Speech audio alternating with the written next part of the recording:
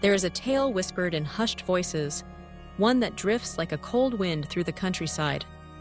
It is not the kind of story people tell for amusement, nor one to entertain children. It is a story of death, of bonds too strong to be broken, and of how the dead sometimes call the living to follow. In the late 1970s, in a quiet American town far from the noise of the cities, there lived a family of 3 generations under one roof. At the head of the family was Edward, a proud man of 80, who had lived long enough to see his children grow and his grandchildren born. Everyone respected him for his kindness and wisdom. Edward's joy, however, centered on his grandson, Henry, a boy barely 3 years old. Edward doted on the child with every ounce of love he had left. Villagers often remarked, half-jokingly, that the old man and the boy were bound by fate, born under stars that tied them together more closely than blood. One night, Edward gathered his son Thomas and daughter-in-law Linda in the lamplit room. His face was pale, but his voice was steady. "My time is coming," he said softly. "I feel it in my bones, but what saddens me most is leaving Henry. I cannot bear the thought of never holding him again." Linda wept, and Thomas tried to reassure his father, but deep down, unease stirred within them. The next morning, the house fell into shock. Edward had passed away quietly in his sleep, his face peaceful, his hands folded neatly over his chest. The funeral drew neighbors from far and wide. The family mourned deeply, but none more than Henry, who toddled about calling for his grandfather. Some villagers whispered that their bond was too strong, that Edward might not leave without the boy. Out of fear, Thomas and Linda never let Henry out of sight. At the burial, as the coffin was lowered into the earth, a chill wind swept across the graveyard. Thomas stood close, holding Linda's hand tightly, when suddenly a voice brushed against his ear. It was Edward's voice, hoarse, distant, but unmistakable. "After 49 days, I will return for my grandson." Thomas froze, his face drained of color, his breath catching in his chest. He told no one. To admit it out loud felt like inviting the curse to come true. The days dragged on. Grief gave way to silence in the household, though the fear in Thomas's heart never left. When the 49th day of mourning came, the family held a solemn meal in Edward's honor. Candles flickered, incense smoke curled, and Henry sat quietly at the table, looking restless. But nothing happened. The day passed in calm. By midnight, the house remained still. Thomas breathed easier for the first time in weeks. Perhaps it had only been grief, his imagination conjuring the voice. Life seemed to return to normal. Until the 100th day. On that morning, family and neighbors gathered again to honor Edward. The house was filled with the scent of food and incense. Candles glowed on the altar. Henry, full of energy, ran about the yard, laughing and chasing shadows. As the meal was being prepared, Henry grew suddenly pale.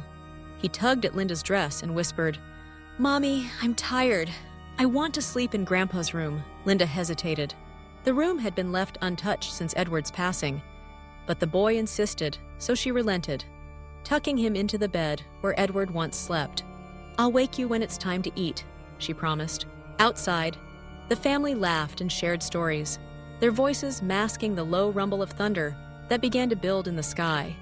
Clouds gathered quickly, darker and heavier, until the air itself seemed to bend beneath the weight of a coming storm. Suddenly, a strong wind swept through the house. Candles toppled, flames flickered out. Plates rattled. A sound, faint at first, then rising, filled the room. Whispers, like children murmuring in the distance. Linda's heart thudded. She rushed to Edward's room to wake Henry. The door creaked open. There he was, lying perfectly still on the bed, his tiny hands folded over his chest, just as Edward's had been the morning he died. His lips were pale, his face unnaturally calm. "Henry," she whispered, shaking his shoulder gently. "Wake up, sweetheart. It's time to eat." No response. Her voice trembled. "Henry!" She shook him harder. His body was cold, stiff. Her knees buckled, a scream tearing from her throat. The room spun as she collapsed beside the bed, her hand pressed against the boy's motionless chest. The truth was undeniable. Henry was gone. Cries erupted from every corner of the house as the family rushed in. Thomas stood frozen, his mind flashing back to that whisper in the graveyard. After 49 days, I will return for my grandson. It had not happened then. But Edward had kept his promise on the 100th day. Neighbors filled the house, murmuring in fear. The old man called his grandson to follow. The dead can pull the living with them when the bond is too strong. Rain lashed the windows. Thunder shook the walls. Amidst the chaos, Thomas swore he heard another whisper, this time a child's voice, soft and close. "Grandpa, I'm here now. You didn't forget me." And then silence. The storm passed, but nothing in that house was ever the same again. Henry was buried beside Edward, their graves side by side under the old oak tree. Villagers avoided the place at dusk, afraid of hearing voices carried on the wind. Some claimed that on stormy nights, you could hear the boys' laughter mingling with the old man's cough, drifting together from the shadows. Years later, the house still stood, abandoned and weathered by time. The oak tree grew tall above the graves, its branches reaching toward the sky like skeletal arms. And even now, if you dare to walk past on a moonless night, locals swear you can hear it. The voice of Edward calling, and the soft reply of the child who followed. That is the story of the soul caller, a grandfather's deadly promise. If you found this haunting story compelling, don't forget to like, share, and subscribe to True Ghost Encounters. Your support keeps these dark tales alive.